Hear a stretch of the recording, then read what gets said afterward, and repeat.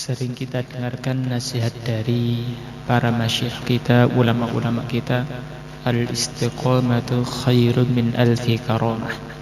Istiqamah dalam suatu amal ini lebih baik daripada 1000 karomah. Sebagian ulama mengatakan karomah yang terbesar adalah ketika seseorang itu bisa istiqamah dalam amalan. Istiqomah zahirnya juga istiqomah batinnya. Bukan hanya zahirnya yang istiqomah, termasuk batinnya yang istiqomah. Apa maksud batin yang istiqomah? Di antaranya istiqomah menjaga niat dalam beramal. Maka termasuk ujian godaan syaitan kepada orang yang beramal dengan istiqomah adalah merusak niat ketika beramal. Dulu awal-awalnya niat islah dirinya kuat, niat mencari ridha Allah ikhlasnya kuat. Namun lama-kelamaan timbul perasaan ini adalah suatu rutinitas, suatu kebiasaan, suatu acara. Pokoknya acaranya ya kalau malam Jumat itu ya acaranya ke markas. Nanti kalau malam Selasa acaranya adalah musyawarah mingguan markas. Dianggap sebagai rutinitas belaka. Hal ini termasuk salah satu godaan syaitan yang mengakibatkan amalan kita tidak bermutu. Maka kita jaga lagi niat kita dalam beramal. Kita belajar semata-mata untuk mendekatkan diri kita kepada Allah. Berharap semoga dengan amalan belajar ilmu ini Allah Ta'ala perbaiki kehidupan kita. Ala hadhin niyah wa ala kullin niyah as-salihah al-fatihah.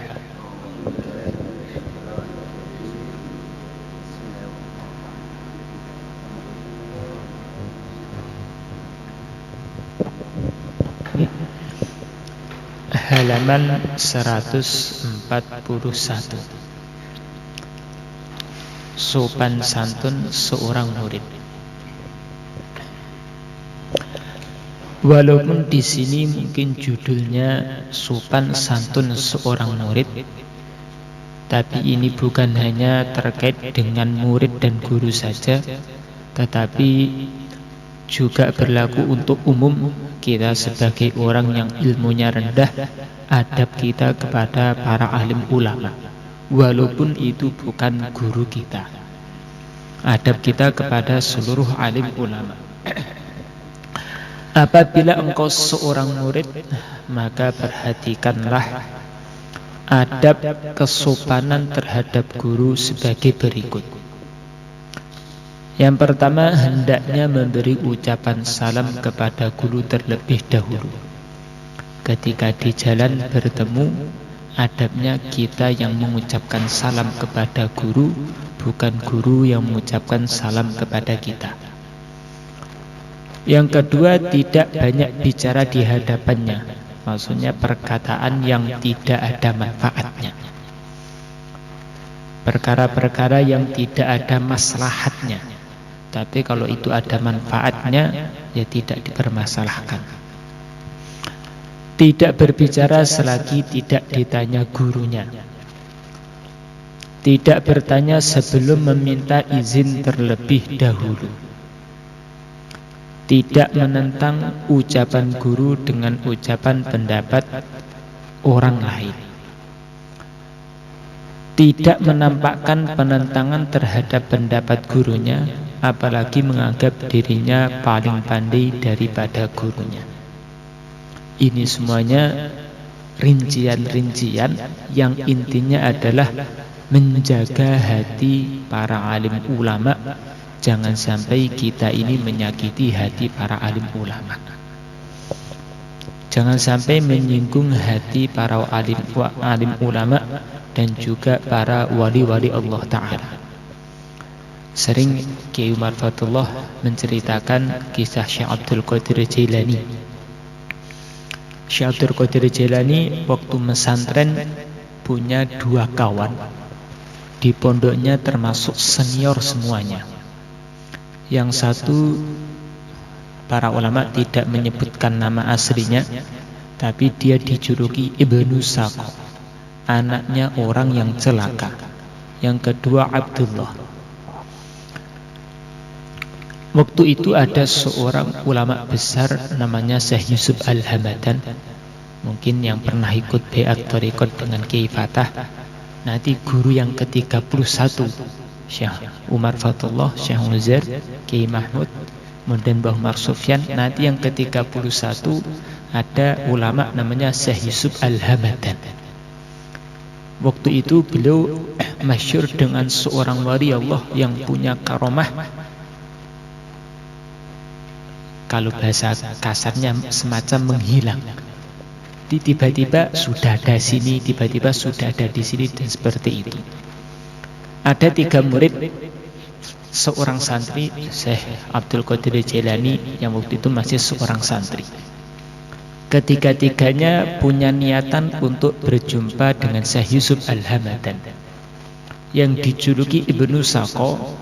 Ketika dia ingin berjumpa Syekh Yusuf Al-Hamadan, dalam hatinya ada niatan, saya nanti kalau ketemu dengan beliau, karena dia ini santri yang paling senior, punya niatan nanti kalau saya ingin ketemu beliau, saya akan tampakkan kealiman saya di hadapan beliau.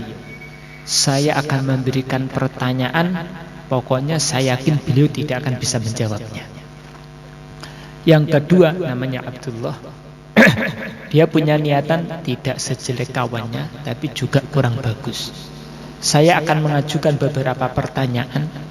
Sebenarnya saya tahu apa jawabannya, tapi hanya saya ingin tahu sejauh mana kealiman Syekh Yusuf Al-Hamadan. Tapi Syekh Yusuf Al-Hamadan, Syekh Abdul Qadir Jailani punya yang berbeda dari kedua temannya. Beliau mengatakan, saya ingin berjumpa dengan beliau, mengharapkan barokah dari memandang wajah beliau dan berjumpa dengan beliau. Maka termasuk di antara karomah yang Allah berikan kepada wali-wali Allah, kasyaf, Allah bukakan isi hati seseorang. Termasuk Syekh Yusuf, ketika 3 santri ini datang kepada beliau, sebelum setiap orang menyampaikan keinginannya, pertanyaannya, Syekh Yusuf sudah menunjuk terlebih dahulu. Hai fulan, saya lihat di hatimu kok ada api-api kekufuran. Kelihatannya kamu nanti mati dalam keadaan su'ul khotimah. Kamu tadi kesini ada niat akan memberikan saya pertanyaan, pertanyaannya seperti ini. Tetapi ketika bertanya, tujuanmu adalah memberikan pertanyaan yang sulit sehingga saya nggak bisa jawab. Pertanyaan adalah ini, jawabannya seperti ini. Kemudian yang kedua Abdullah juga sama. Beliau mengatakan, saya lihat nanti kamu akan mendapatkan ujian-ujian duniawi yang memberatkan kamu sehingga kamu tidak bisa amal agama secara maksimal. Kamu tadi kesini niatnya adalah akan menguji saya untuk mengetahui ketinggian ilmu saya. Kamu tadi niatnya akan pertanyaan ini katanya. Kemudian beliau berkata kepada Syekh Abdul Qadir Jailani, hai fulan, saya lihat hatimu ini penuh dengan cahaya-cahaya rohaniyah kewalian. Nanti suatu saat seluruh wali-wali akan kumpul di bawah telapak kakimu katanya. Maka betul dalam kitab Al-Hadaiq Al-Waridiyah diceritakan, setelah itu betul semuanya seperti yang dikatakan Syekh Yusuf Al-Hamadan. Yang satu yang paling alim tadi akhirnya dikenal oleh Raja Khalifah waktu itu. Dia dijadikan delegasi umat Islam untuk datang ke negeri-negeri kafir untuk debat dengan para pendeta-pendeta. Singkat cerita, dia debat dengan seorang pendeta di suatu negara. Seluruh pendeta yang ada kalah semuanya. Tetapi rajanya tidak mau kalah. Maka rajanya niatnya, zahirnya ikram, tapi sebenarnya menjebak. Maka Ibnu Saqo ditempatkan tempat khusus yang istimewa. Kemudian putri raja yang masyhur dengan kecantikannya disuruh untuk berhikmat menghidangkan makanan kepada Ibnu Sako ini. Singkat cerita, dia tergoda dengan wanita tadi, bahkan sampai tingkatan rela melepaskan agama demi menikah dengan wanita tadi. Dan akhir hayatnya dia mati dalam keadaan su'ul khotimah. Maka dalam kitab Ad-Tibyan dikatakan darah para wali-wali Allah, darah para ulama itu bagaikan racun. Apa maksudnya? Namanya racun, kalau sedikit saja kita minum, maka akan menghancurkan diri kita sendiri. Begitu juga para alim ulama, kalau kita berani membicarakan keburukan-keburukan mereka, ada niat buruk sedikit saja kepada mereka, yang hancur diri kita sendiri. Yang dijelaskan di sini oleh Imam Ghazali ini rincian-rincian yang intinya adalah jangan sampai kita menyakiti hati para alim ulama, lebih-lebih guru kita sendiri. Karena bila seorang santri tidak mendapatkan ridho dari gurunya, maka risikonya itu bukan hanya di dunia akhirat. Kalau anak durhaka kepada orang tua, maka risikonya dunia. Kehidupannya penuh dengan yang mengerikan. Tidak ada barokah dalam keduniaan dia. Tetapi kalau sampai tidak menyakiti hati guru, maka tingkatannya ilmunya nanti enggak barokah, enggak bisa diamalkan, malah jadi beban dia nanti di akhirat. Dalam kitab Ta'limul Muta'alim dikisahkan ada seorang ulama datang kepada suatu kampung. Di kampung tersebut ada beberapa murid dari ulama tersebut, beberapa alumni istilahnya. Maka ketika ulama itu di situ beberapa hari, ada seorang santri ketika gurunya datang tidak langsung menemui. Beberapa hari setelah itu baru menemui gurunya. Gurunya tanya, "Saya di sini sudah beberapa hari, kamu kok baru datang dari mana?" Maka dia mengatakan, "Maaf Syekh, saya kemarin sibuk hikmat orang tua," katanya. Maka gurunya mengatakan, "Kalau begitu maka urusan duniamu Allah berkahi, tapi tidak ada keberkahan dalam ilmu yang kamu pelajari." Adab yang keenam, yang ketujuh, tidak boleh berbisik kepada teman yang duduk di sebelahnya ketika guru sedang berada di majelis tersebut. Tidak menoleh-noleh ketika sedang berada di depan gurunya, tetapi harus menundukkan kepala dan tenang seperti dia sedang melakukan sholat. Tidak banyak bertanya kepada guru ketika dia dalam keadaan letih. Hendaknya berdiri ketika gurunya berdiri dan tidak berbicara dengannya ketika dia sudah beranjak dari tempat duduknya. Tidak mengajukan pertanyaan kepada guru di tengah-tengah perjalanannya. Tidak berprasangka buruk kepada guru ketika dia melakukan perbuatan yang zahirnya mungkar, sebab dia lebih mengetahui rahasia maksud perbuatannya. Dalam kasus ini si murid hendaknya mengingat ucapan Nabi Musa alaihissalam kepada Nabi Khidir alaihissalam, seperti yang diterangkan dalam Al-Quran, "Qala akhraqtaha litughriqa ahlaha laqad ji'ta syai'an imra." Musa berkata, "Mengapa kamu melubangi perahu itu yang mengakibatkan kamu menenggelamkan penumpangnya? Sesungguhnya engkau telah berbuat sesuatu kesalahan yang besar." Nabi Musa dalam kasus tersebut menyangkal perbuatan Nabi Khidir kepada Nabi Musa alaihissalam, melihat dari sisi zahir apa yang dilakukan oleh Nabi Khidir.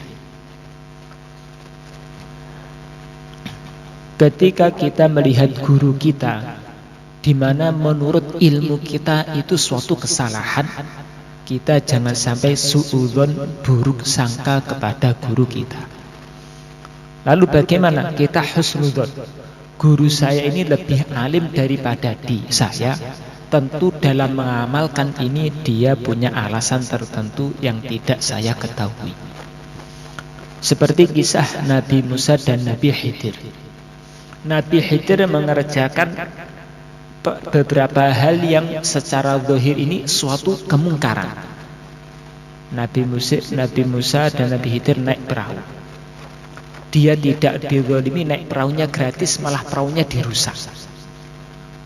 Yang kedua, ada anak kecil tiba-tiba dipanggil, dicekik sampai mati. Menurut Nabi Musa, ya jelas ini suatu kemungkaran. Tetapi ternyata tidak.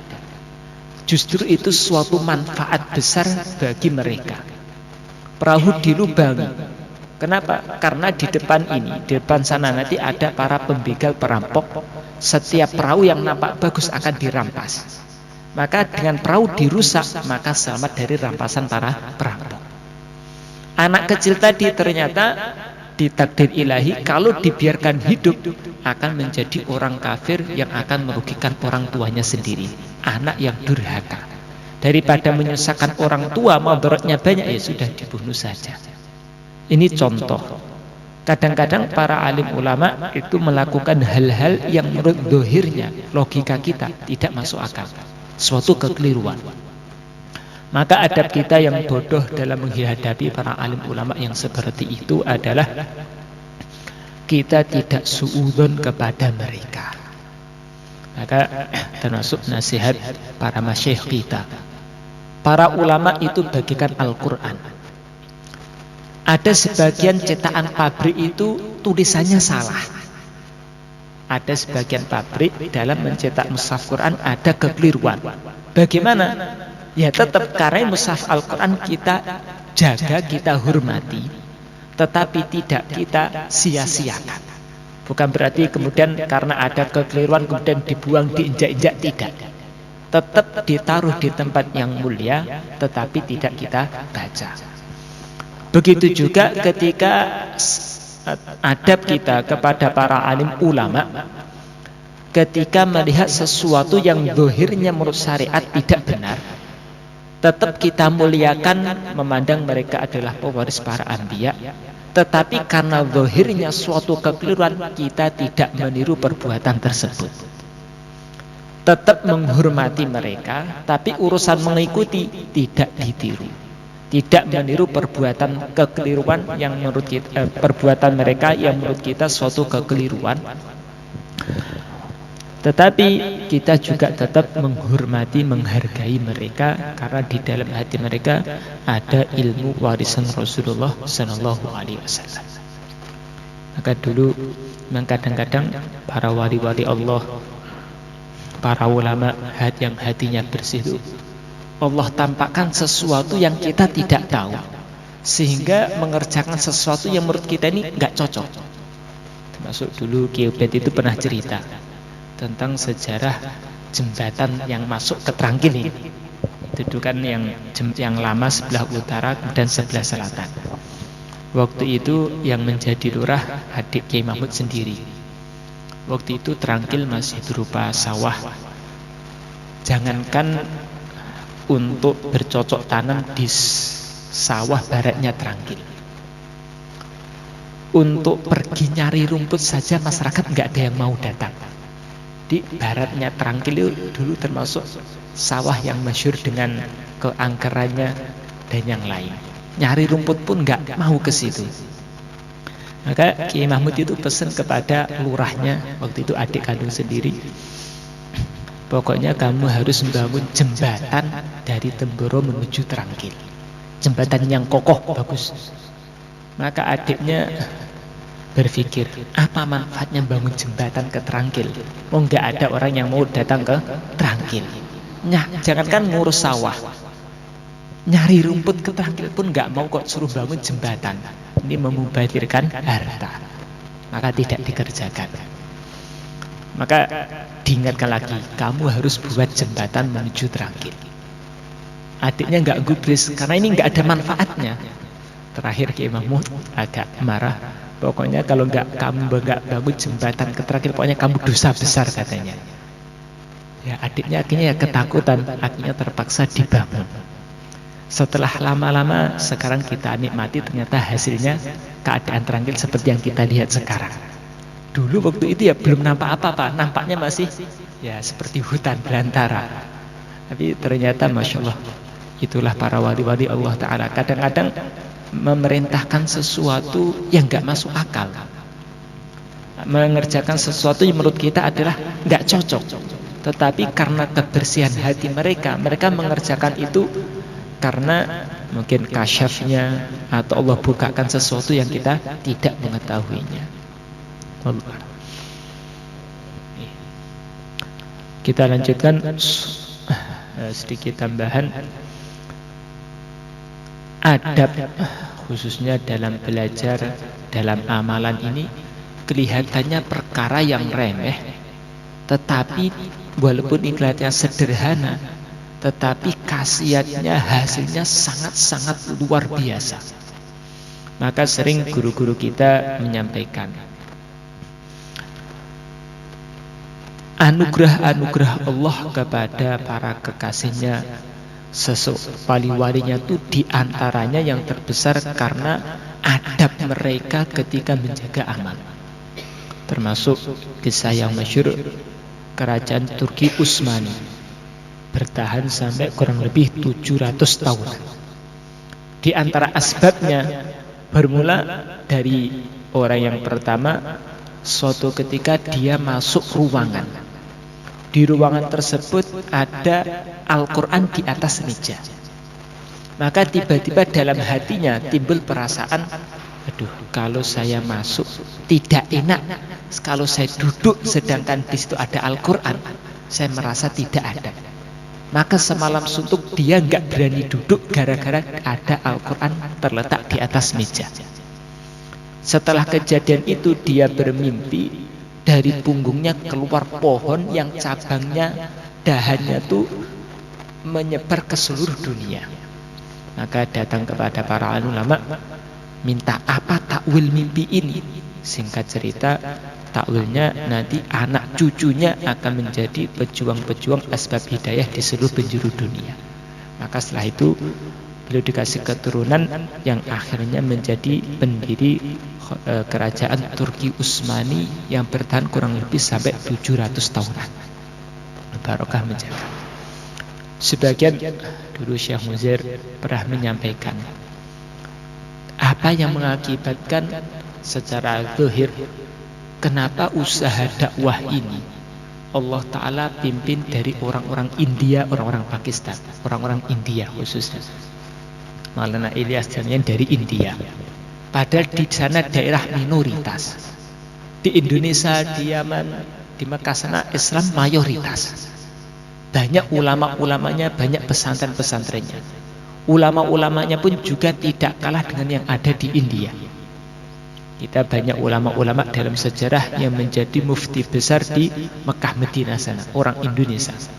Termasuk Syekh Yasin Al-Padangi. Beliau digelari dengan musnidud dunya, ahli sanad hadis sedunia. Termasuk Maulana Zakaria, bukan, saya lupa, di antara yang masyhur Syekh Yasin Al-Padangi, kemudian Syekh Mahfud Al-Termasi. Itu urusan hadis, sanad hadis, termasuk gelarnya di antaranya musnad, ahli sanad sedunia. Beberapa ulama menjadi pengajar di Mekah Al-Mukarramah sana. Tapi kenapa usaha dakwah ini Allah Ta'ala pilih dari orang-orang India? Kata beliau, di antaranya karena orang India ini urusan adab terhadap agama lebih kuat daripada kita orang-orang Indonesia khususnya. Kita yang sudah kenal dakwah pun kita lihat di sekeliling kita, kadang-kadang menjaga Al-Quran itu kurang begitu dijaga. Kadang yasinnya ditaruh di atas lantai, ditaruh di sembarangan. Berbeda dengan orang-orang yang di sana, mereka adab kepada kita, kepada Al-Quran sangat-sangat menjaga, melebihi kita orang Indonesia. Akhirnya karena mereka menjaga adab begitu kuat, akhirnya Allah Ta'ala jadikan mereka asbab untuk terjaganya agama. Maka dulu Syekh Muzair, guru-guru kita semuanya urusan adab sangat-sangat menekan kuat. Karena di balik adab ini ada rahasia yang sangat-sangat besar. Wallahu a'lam.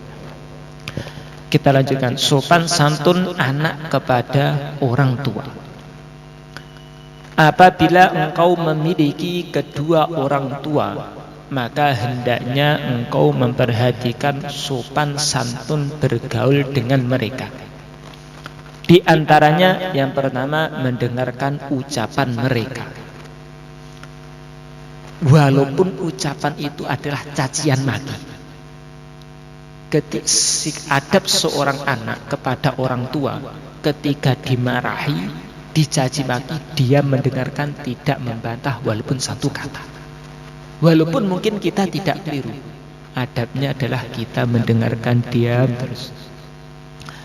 Berdiri ketika mereka berdiri untuk menghormatinya, mentaati semua perintah mereka, tentunya bila tidak bertentangan dengan syariat.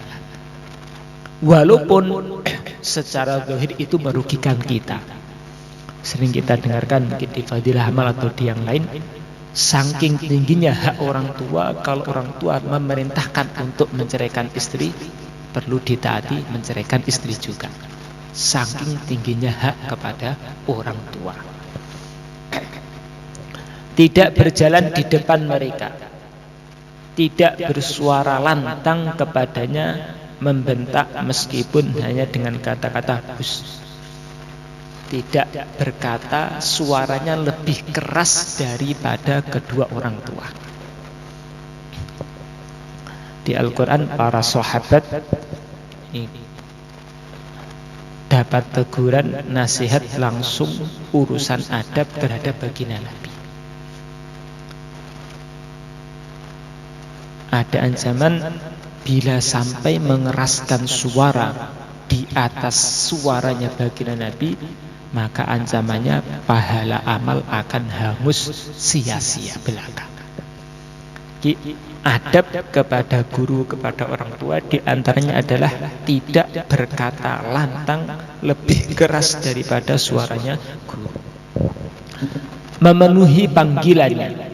Sehingga dalam fikih dijelaskan, kalau kondisi kita dalam amalan sunnah seperti sholat sunnah, ketika dipanggil orang tua adalah membatalkan demi memenuhi panggilan orang tua.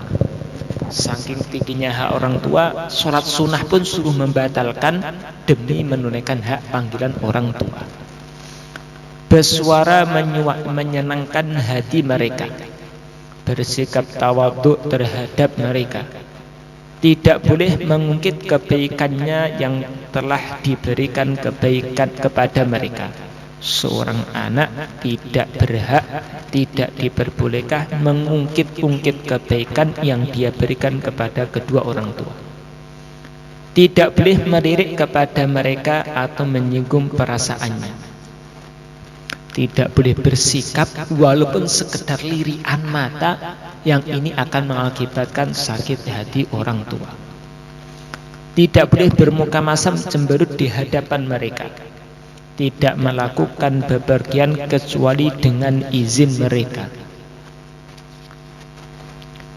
Ringkas dari ini semuanya diantaranya adalah menjaga hati orang tua selama tidak bertentangan dengan tertib syariat. La ta'ata di makhlukin ma'a qudratil khaliq. Kalau sudah bertentangan dengan tertib syariat,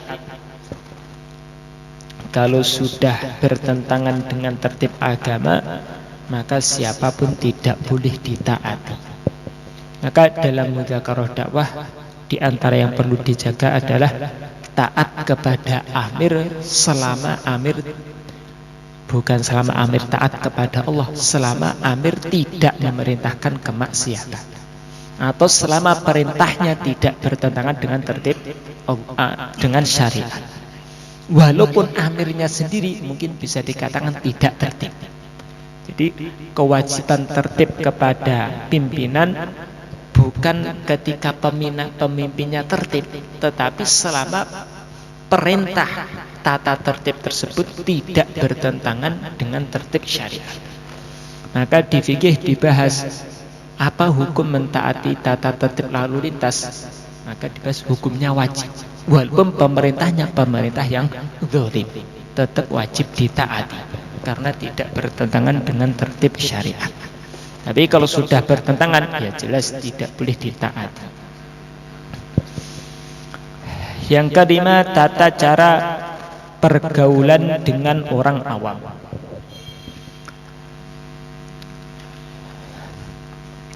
Apabila engkau berada di tengah-tengah orang yang belum engkau kenal akrab, maka engkau hendaknya memperhatikan tata cara atau sopan santun sebagai berikut. Ini bukan kenal, mungkin terjemahnya ada yang kurang tepat. Bukan orang yang belum engkau kenal akrab, tapi orang yang awam. Karena nanti ada pembahasan tersendiri adab dengan kenalan baru. Ada pembahasan tersendiri nanti sopan santun dengan orang baru.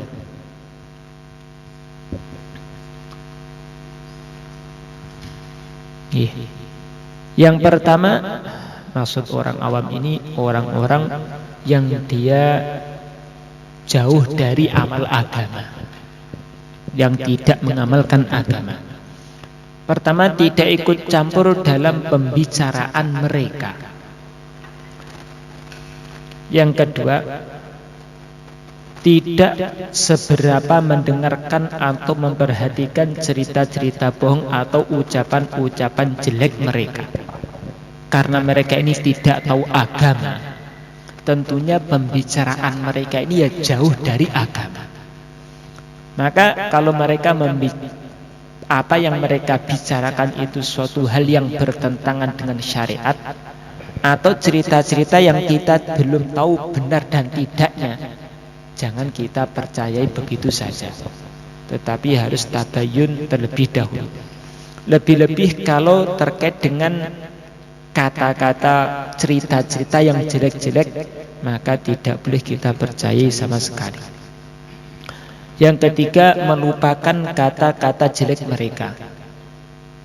Jangan sampai kita tersinggung dengan sikap-sikap bodoh dari orang-orang awam.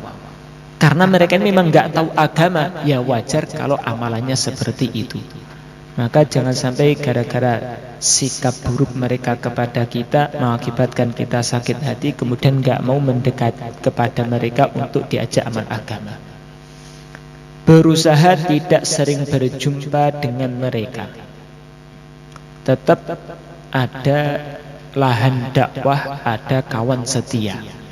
Kalau berdakwah kepada siapapun, tetapi kalau teman setia itu orang-orang soleh saja. Maka dimaksud di sini tidak sering berjumpa dengan mereka, berbaur dengan mereka, kecuali kalau dalam urusan agama, seperti mungkin berdakwah, mengajarkan ilmu dan yang lain. Tetapi tidak dijadikan teman setia. Mengingatkan mereka dengan halus apabila mereka berbuat kesalahan. Kita memahami, harus menyadari, ya mereka ini memang orang yang belum tahu agama. Menyadari memang mereka ini keilmuannya juga belum tahu tata amal agama yang benar. Maka kita harus memaklumi kekurangan-kekurangan mereka, kita perbaiki sedikit demi sedikit dengan cara yang hikmah. Kalau mungkin ada sikap-sikap mereka yang tidak cocok dengan hati kita, ya kita maklumi, memang mereka ini adalah orang-orang yang awam. Mungkin dalam berdakwah pun kita juga akan menemukan hal-hal yang seperti ini.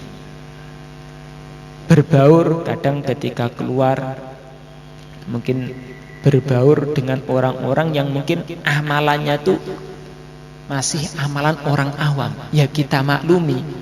Jangan sampai gara-gara kita mungkin sakit hati, kemudian tidak mau mendekati mereka untuk meluruskan mereka kembali. Kata para ulama ahli tasawuf, khususnya para mursyid-mursyid Tariqat Naqsabandi, mereka punya istilah al-khulwah bil jalwah. Zahirnya berbaur dengan manusia, tetapi hatinya tidak kumpul manusia. Zahirnya kumpul manusia, tapi hatinya tidak berkumpul dengan manusia. Dan kita karena namanya manusia mau nggak mau harus berbaur dengan sesama manusia, tidak bisa hidup mandiri. Akan tetapi kita jangan terpengaruh dengan suasana yang ada. Ya kita apalagi kalau sekeliling kita ini masyarakat yang awam, ya kita perlu hati-hati karena latar belakang mereka awam, ya kita perlu hati-hati jangan sampai kita mengikuti alur mereka. Tetapi kita harus membawa mereka kepada amalan yang benar. Memang berbaur dengan orang-orang awam, apalagi yang mereka jauh dari amal agama, suatu hal yang berat. Suatu hal yang berat. Mungkin kita lihat sendiri, mungkin kita tinggal atau amal makomi di tempat yang di situ banyak yang belum ahbab, tentu lebih berat daripada kita amal makomi di Temboro. Ya memang lebih berat. Akan tetapi memang di situ adalah suatu perjuangan. Maka ada istilah di hikam itu, ada makom fana, ada makom bako. Seorang yang ahli zikir, orang yang sibuk amal agama, maka akan sampai tingkatan merasakan kelezatan dalam beramal berzikir. Tetapi ketika seseorang itu sudah sampai tingkatan tersebut, merasakan kelezatan dalam amal berzikir, bukan berarti itu dia sudah mentok sampai situ, belum.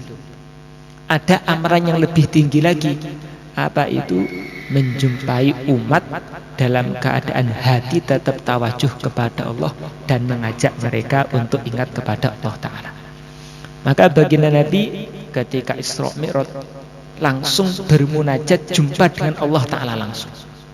Tetapi bukan beliau kemudian tinggal di sana, tidak.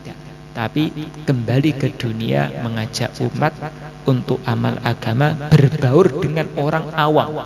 Bahkan orang-orang yang musuhi beliau dalam keadaan hati senantiasa ingat kepada Allah Ta'ala.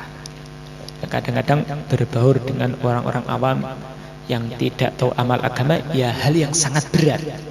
Tetapi ketika kita bisa menjaga dengan baik pergaulan yang baik, disitulah tempat perjuangan kita untuk mendapatkan derajat yang lebih tinggi di sisi Allah Ta'ala. Yang keenam, tata cara pergaulan dengan sahabat yang dekat. Ada dua hal penting yang harus engkau perhatikan dalam persahabatan. Pertama, memilih sahabat. Yang kedua, tata cara bersahabat. Pertama, memilih sahabat, kawan setia. Cara memilih kawan setia, bagaimana tertib yang benar. Sebelum engkau bergaul dengan sahabat, maka engkau harus memperhatikan syarat-syarat bersahabat dan berteman. Tidak sembarangan orang bisa engkau jadikan teman. Untuk itu janganlah engkau bersahabat kecuali dengan orang yang layak dijadikan sahabat. Sebab Rasulullah SAW bersabda, "Al-mar'u ala dini khalilihi falyanzur ahadukum man yukhalil." Seseorang itu mengikut atau menurut agama, cara hidup temannya. Oleh karena itu hendaklah seseorang di antara kamu melihat terlebih dahulu siapakah yang sekiranya pantas atau cocok dijadikan teman. Kita dinasihati, seseorang ini akan mudah terpengaruh oleh temannya, kawan setianya. Maka hati-hati dalam mencari kawan setia. Jangan setiap orang diambil kawan setia. Dalam mengambil kawan setia, maka nanti akan dijelaskan orang-orang yang layak dijadikan kawan setia itu seperti apa, supaya kita selamat dunia akhirat. Jika engkau mencari teman dalam belajar atau teman dalam urusan agama atau bekerja, maka pilihlah orang yang memenuhi 5 syarat. Ada 5 syarat orang yang layak untuk dijadikan kawan setia. Pertama, orang yang berakal, cerdas. Sebab bergaul dengan orang yang bodoh hanya mengakibatkan cekcok dan keretakan yang akhirnya bermusuhan. Dia akan menyulitkan engkau sendiri. Sebenarnya musuh yang berakal itu lebih baik daripada teman yang bodoh. Kalau kawan yang bodoh, kawan setia, bukan sekedar berteman, tapi kawan yang sangat-sangat dekat. Bukan berarti kalau orang ini bodoh kemudian kita jauhi, tidak. Tetapi yang kita jadikan kawan setia, ketika ada masalah kita ajak musyawarah, kita minta pertimbangan dalam menghadapi masalah kita, ya jangan orang yang bodoh, jadi orang yang setia. Tapi bukan berarti kalau orang bodoh kemudian ditinggalkan, tidak. Tetap ya kita bermuasyarah, kita ikram dekat dengan mereka. Tetapi kawan setia sampai tingkatan kalau ada masalah-masalah kita jadikan taman untuk bermusyawarah, ya jangan sembarangan. Di antaranya orang yang berakal. Sayyidina Ali mengatakan, janganlah engkau bersahabat dengan orang yang bodoh. Waspadalah engkau dengan orang-orang yang bodoh. Banyak sekali orang yang alim menjadi hina dan rendah karena bergaul dengan orang yang bodoh. Seseorang itu dianggap sama dengan seseorang ketika sedang berjalan bersama-sama. Setiap dua pasang sandal yang sudah tentu menyamai satu dengan yang lainnya. Segala sesuatu itu memiliki kesamaan dan kemiripan dengan sesuatu yang lain. Hati seseorang itu dianggap sama dengan hati yang orang yang lain ketika satu dengan lainnya dapat bertemu bersahabat. Maksudnya ya kita harus cari teman yang betul-betul punya akal yang sehat. Punya akal yang sehat. Yang kedua, orang yang baik akhlaknya. Janganlah engkau bersahabat dengan orang yang jelek akhlaknya. Orang yang tidak dapat mengendalikan dirinya ketika marah. Contoh orang yang akhlaknya jelek, yang tidak bisa mengendalikan dirinya ketika marah. Kalau sudah marah, seluruh nafsu dilampiaskan tanpa batas. Juga tidak dapat menahan kemauan syahwatnya. Apapun keinginan hati kok diingini, berarti ini termasuk akhlak yang jelek. Kita jangan meniru orang seperti itu. Cari orang yang bisa menahan emosi ketika marah, bisa menahan kemauan-kemauan hawa nafsunya. Sehubungan dengan ini, Alqamah At-Tauridi menjelang wafat berpesan kepada putranya, wahai anakku, apabila engkau hendak menjalin persahabatan dengan seseorang, maka pilihlah orang-orang yang memiliki sifat-sifat sebagai berikut. Pertama, dapat menjagamu apabila engkau berhikmat kepadanya. Kalau kamu melayani dia, kamu tidak diinjak. Tetapi walaupun kamu berhikmat kepada dia, dia tetap menjaga kehormatannya. Bukan bertentang karena dia mungkin pelayannya kemudian diinjak-injak, tidak. Kedua, dapat memperbaiki kamu ketika engkau berteman dengannya. Kawan yang baik itu kalau kita salah mau mengingatkan kita. Bukan kalau kata kita salah benar dibela habis-habisan, bukan. Bukan yang orang yang sedia membela kita, tetapi orang yang mau mengingatkan kita ketika kita berbuat kesalahan. Maka kisah yang masyhur dalam kisahnya Khalifah Umar bin Abdul Aziz. Ketika beliau menjabat menjadi khalifah, suatu ketika ada orang pelosok kampung datang mendatangi beliau. Jauh-jauh dari kampung halaman, dari pelosok desa ke sana hanya untuk mengucapkan ungkapan terima kasih, gembira dengan kepemimpinan Khalifah Umar bin Abdul Aziz. Mendapatkan pujian-pujian, sanjungan-sanjungan dari rakyat tadi, maka Umar bin Abdul Aziz tersenyum, gembira. Maka kawan setianya, saya lupa namanya, mengingatkan beliau, hei Amirul Mukminin, engkau ini lebih tahu dengan dirimu sendiri daripada orang ini. Maksudnya bagaimana? Orang ini taunya kebaikanmu, tidak tahu keburukanmu. Kamu lebih tahu sejauh mana keburukan yang pernah kamu lakukan. Maka jangan sombong gara-gara mendapatkan pujian dari orang lain. Jangan mendapatkan. Karena kamu lebih tahu dengan aslinya kamu ini layak dipuji atau tidak. Kamu lebih tahu. Orang-orang memuji kamu karena tidak tahu kekurangan-kekurangan yang kamu miliki. Maka jangan tertipu dengan pujian orang yang memuji. Selalu membalas jasa baikmu dengan kebaikan pula. Kawan yang baik kalau kita ikram ganti balas budi. Selalu mengakui kebaikanmu, selalu menutupi kejelekanmu. Walaupun kita tidak ada di hadapannya, dia akan menjaga kehormatan kita, bukan malah membuat aib kita, tidak. Dapat menghargai atau mempercayai ucapan, percaya dengan kata-kata kita. Selalu memberi bantuan apabila engkau mengerjakan sesuatu, mau mengalah kepada apabila berebut sesuatu denganmu. Kayak Ki Fatah pernah cerita, saya dulu ketika mondok di India sana, mungkin bagi saya itu yang saya anggap teman ya dia itu. Karena sering sekali ketika mau mengerjakan sesuatu saya ditegur dan diperbaiki. Pernah beliau cerita, Ki Fatah cerita, saya itu ada masalah. Karena dia kawan saya curhat katanya. Curhat kepada dia. Maka kawan saya itu nasihati, "Hei Umar, jadi laki-laki itu jangan seperti perempuan yang minta belas kasihan dari orang lain. Laki-laki itu yang gagah itu, nampakkan orang yang gagah, bukan orang yang cengengan." Ada masa sedikit curhat. Ya. Maksudnya dididik pendidikan sampai pendidikan akhlak.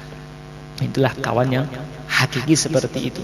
Ketika kita buat kekeliruan, ya kita dibenarkan oleh dia. Bukan kok ketika orang yang setia, apapun keadaan kita senantiasa dibela, bukan seperti itu. Namanya kawan yang hakiki, kalau salah mau mengingatkan kita, kalau benar mau mendorong kita untuk istiqomah. Sahabatmu yang sebenarnya ialah orang yang selalu bersamamu di waktu senang dan susah, dan orang yang sanggup mengorbankan diri demi kebaikan, dan orang-orang yang sanggup memecahkan segala urusanmu untuk menolongmu ketika engkau sedang dilanda bencana. Yang ketiga, orang yang soleh. Janganlah engkau berteman dengan orang yang fasik, orang yang terus-menerus melakukan dosa-dosa besar, orang yang terjerumus dalam dosa besar atau dosa kecil tapi dikerjakan terus-menerus tidak mau berhenti. Sebab orang yang bertakwa kepada Allah tidak akan melakukan perbuatan maksiat yang berdosa besar secara terus-menerus. Orang yang tidak takut kepada Allah itu tidak dapat dipercaya sepenuhnya. Kalau kepada Allah saja dia berani berbohong, apalagi kepada kita yang enggak punya derajat. Bahkan pendirinya selalu berubah-ubah menurut keadaan dan kebutuhannya. Allah Ta'ala berfirman, وَلَا تُطِعْ مَنْ أَغْفَلْنَا قَلْبَهُ عَنْ ذِكْرِنَا وَاتَّبَعَ هَوَاهُ. Jangan engkau mengikuti orang-orang yang telah kami lalaikan dari mengikuti kami, serta menuruti hawa nafsunya, dan adalah keadaannya itu melampaui batas. Orang yang tidak boleh kita dekati, tidak bisa kita jadikan kawan setia, orang yang jarang berzikir, banyak lalainya. Jadi ini orang-orang yang banyak lalainya, nanti bukan membantu kita untuk berzikir, malah bukan membantu kita, malah mengganggu kita dalam berzikir. Sifat mengikuti hawa nafsu ini tidak baik. Maka juga jangan berteman, menjadikan kawan setia orang-orang yang punya karakter mengikuti apapun itu kemauan hawa nafsu. Karena inna nafsala ammaratun bisu. Watak karakter asli hawa nafsu itu mengajak seseorang kepada keburukan. Kalau seseorang itu mengikuti hawa nafsu, ya sudah akan mudah terjerumus dalam keburukan. Janganlah engkau bergaul dengan orang yang fasik, sebab melihat kefasikan secara terus-menerus dapat menghilangkan kebencianmu terhadap kemaksiatan. Lalu engkau menganggap enteng terhadap perbuatan maksiat itu, akhirnya engkau gampang melakukannya. Berteman dengan orang yang fasik, seperti yang di fadilah amal, mungkin awalnya kita timbul kebencian, tetapi karena sudah terbiasa lihat, akhirnya tidak ada sifat ingkar kepada kemaksiatan. Istilah para ulama, ar-ridha bil maksiyati maksiat. Setuju tidak ada ingkar dengan kemaksiatan, itu juga sudah dianggap suatu kemaksiatan. Maka kalau punya kawan yang maksiat, walaupun tidak ikut maksiat, dengan menyaksikan kemaksiatan dia, kita tidak ingkar dalam hati, minimalnya kita juga sudah dianggap berbuat maksiat juga. Tidak rakus dengan harta. Janganlah engkau bersahabat dengan orang yang rakus terhadap harta kekayaan. Sebab persahabatan dengan orang yang cinta dunia merupakan racun yang ganas. Karena tabiat manusia selalu ingin meniru dan mengikuti tabiat orang lain. Bahkan watak itu dapat menular tanpa disadari.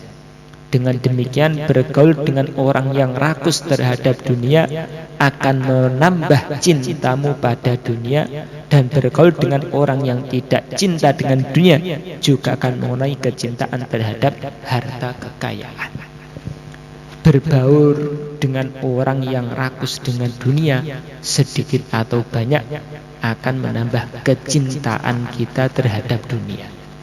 Sebaliknya, berbaur dengan orang-orang yang tidak cinta dunia, sedikit atau banyak akan mengurangi kecintaan kita terhadap dunia. Yang kelima, orang yang jujur. Jangan engkau bersahabat dengan orang yang pendusta, sebab engkau kemungkinan tertipu olehnya dengan kelicinan lidahnya. Kalau orang itu punya sifat dusta, pembohong, mungkin yang dibohongi orang lain, tapi suatu saat ketika dia berani berbohong kepada orang lain, hati-hati, suatu saat kamu juga akan pernah dibohongi olehnya. Itulah 5 syarat yang perlu engkau perhatikan dalam memilih teman. Tetapi apabila engkau merasa kesulitan menemukan orang yang memiliki semua sifat tersebut di lingkungan pondok pesantren atau masjid, maka engkau boleh memilih salah satu di antara 2 perkara. Kalau nyari teman setia yang seperti itu sudah sangat kesulitan, maka kata Imam Ghazali, supaya agama kita selamat, pilih salah satu 2 perkara. Pertama, uzlah, mengangsingkan diri, tidak bergaul dengan siapapun, karena dengan uzlah engkau pasti selamat. Yang kedua, bergaul menurut kondisi orang yang bersangkutan. Artinya, jika berteman untuk tujuan supaya bahagia di hari kemudian di akhirat, maka yang harus engkau pertimbangkan benar adalah masalah agamanya. Jika engkau berteman dengan kepentingan dunia, maka yang harus engkau perhatikan adalah kebaikan akhlak. Jika engkau menjalin persahabatan agar hatimu tentram, maka engkau harus memperhatikan keselamatan dari kejahatan. Kalau tidak bisa menemukan kawan setia yang memilih masalah tadi, ya, kalau ingin selamat, pertama uzlah. Kalau yang kedua, bergaul seperlunya saja. Tidak usah nyari kawan setia, tetapi berbaur menurut apa yang kita perlukan. Macam-macam manusia itu diumpamakan seperti benda. Ada orang yang seperti makanan pokok. Orang yang seperti ini pasti engkau butuhkan, dan tentu saja engkau harus berteman dengannya setiap hari. Orang yang seperti obat, maksudnya orang seperti ini memang perlu berteman dengannya, tetapi jika diperlukan saja, tidak setiap hari. Orang yang seperti penyakit yang harus selalu dihindari. Tetapi terkadang orang itu tertimpa juga oleh penyakit. Semua orang itu sebenarnya berusaha keras menghindari orang yang membahayakan seperti menghindari penyakit. Tetapi kadang-kadang dia didekati atau ditemani orang yang berbahaya meskipun dia membencinya. Untuk menghadapi orang seperti ini, engkau dituntut berusaha bebas dan selamat daripadanya. Meskipun demikian, orang itu dapat memberi faedah yang besar kepadamu. Kalau engkau memang mampu menghadapinya dengan cara engkau mengamati kejelekan dan kejahatan yang engkau benci, lalu engkau menjauhi kejahatan tersebut. Ada orang itu seperti makanan pokok. Mau nggak mau ini orang penting bagi kita. Untuk kebaikan kita, kita harus mendekati dia. Ada orang seperti obat. Mungkin kita perlu dengan dia, tapi tidak setiap saat. Ada orang itu seperti penyakit. Kalau orang itu seperti penyakit, namanya manusia tidak akan selamanya sehat terus, kecuali nanti kalau di surga. Ya di dunia pasti sakit juga. Maka kalau ketemu orang-orang yang karakternya adalah penyakit, maka kita ambil hikmahnya. Karena kita nggak bisa menghindari lagi. Maka supaya kita tidak rugi, maka kita ambil hikmahnya. Ketika dia berbuat sesuatu yang menyakitkan hati kita, maka kita ambil pelajaran, berarti seperti ini adalah akhlak yang jelek. Jangan sampai saya bisa berbuat seperti ini. Ketika dia mengatakan kata-kata yang menyakitkan hati kita, maka kita ambil pelajaran, oh kata-kata ini kalau diucapkan menyakiti hati orang lain, maka jangan sampai kita mengucapkan kata-kata seperti itu kepada orang lain. Orang yang beruntung itu sebenarnya orang yang dapat mengambil pelajaran dari orang lain. Dan orang mukmin adalah cermin bagi orang mukmin lain. Dulu Nabi Isa AS pernah ditanya oleh seseorang, siapakah yang mengajarkan kesopanan dan tata cara pergaulan kepada kamu? Beliau menjawab, tidak ada seorang pun mengajarkan hal itu kepada saya. Tetapi jika aku mengetahui tingkah laku jelek orang yang bodoh, maka aku harus tidak bertingkah seperti itu. Kalau saya melihat sikap-sikap yang jelek, maka saya punya tekad untuk tidak mengerjakan hal seperti itu. Beliau lalu berkata, andaikan orang-orang ini mau menjauhi semua sesuatu yang tidak mereka sukai, ketika sesuatu itu dikerjakan orang lain, pasti kesempurnaan mereka itu menjadi sempurna dan mereka tidak lagi memerlukan pendidikan. Maksudnya bagaimana? Belajar akhlak itu mudah. Untuk kalau kita mau belajar akhlak itu mudah, tinggal melihat sikap orang-orang. Kalau kita suka diperlakukan dengan suatu sikap, maka tirulah sikap tersebut untuk kamu perlakukan kepada orang lain. Tapi kalau ada sikap yang kamu nggak cocok, ya sudah, jangan sampai kamu melakukan hal ini. Dengan seperti itu, dengan mudahnya kita akan menjadi orang yang punya akhlak yang baik.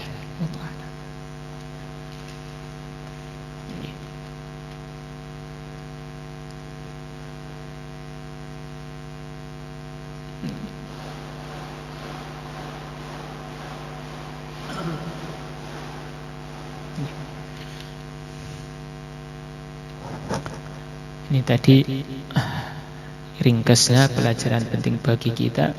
Kita ini usaha mencari kawan-kawan yang memilih 5 syarat tadi. Kalau kita tidak memenuhkan 5 syarat tersebut, dan memang kita manusia nggak bisa meninggalkan dari berbaur, ya kita jangan mengambil kawan setia, tetapi kita tetap berbaur dengan sesama manusia menurut keperluan kita. Kalau tidak ada orang yang menerima syarat tadi, kata Imam Ghazali, pertama kita uzlah. Tapi dalam kitab Ihya beliau ngasih nasihat, uzlah itu niatnya bukan karena kita baik, kemudian uzlah supaya tidak ketularan keburukan manusia. Kalau seperti namanya orang yang sombong. Tetapi kita menjauhi mereka supaya keburukan tidak tambah banyak. Kita ini buruk, kalau kumpul dengan orang yang buruk akan tambah buruk semuanya. Maka kita uzlah supaya keburukan tidak bertambah. Bukan kenapa uzlah? Karena saya ini orang baik, takut tertular keburukan mereka. Ini namanya orang yang sombong. Tapi uzlah niatnya adalah untuk dengan perasaan tawadhu untuk menjaga agama. Saya ini lemah. Kalau berbaur dengan orang seperti itu, agama saya tidak akan terselamatkan. Ini niat uzlah. Yang kedua, kalau belum mampu uzlah, ya sudah, kita kurangi berbaur sesama manusia. Kita berbaur ketika diperlukan saja, tergantung keperluannya apa. Tetapi tidak perlu mengambil kawan setia. Maka termasuk yang di pendidikan dakwah ini adalah termasuk kategori uzlah. Sebenarnya tujuan uzlah itu apa? Untuk menyelamatkan agama kita. Karena tidak ada suasana yang mendukung. Maka solusinya bagaimana? Ya kita uzlah, tapi uzlahnya bukan di pucuk gunung, tetapi uzlahnya dengan berkumpul, mengumpulkan orang-orang yang punya tekad untuk mengamalkan agama sama-sama. Mungkin uzlah di masjid. Itu termasuk metode dakwah yang kita kenal, ini termasuk ya praktek dari uzlah. Meninggalkan sementara masyarakat yang mungkin menurut kita ada kekurangan-kekurangannya demi membentuk suasana yang lebih baik lagi. Wallahu a'lam. Semoga nasihat-nasihat dari Imam Ghazali menjadi praktek dalam kehidupan kita sehari-hari, sehingga kita makin hari tambah dekat dengan Allah Ta'ala. Subhanallah bihi subhanakallahu wa bihamdika asyhadu an la ilaha illa anta astaghfiruka wa atubu ilaik. Wassalamualaikum warahmatullahi wabarakatuh.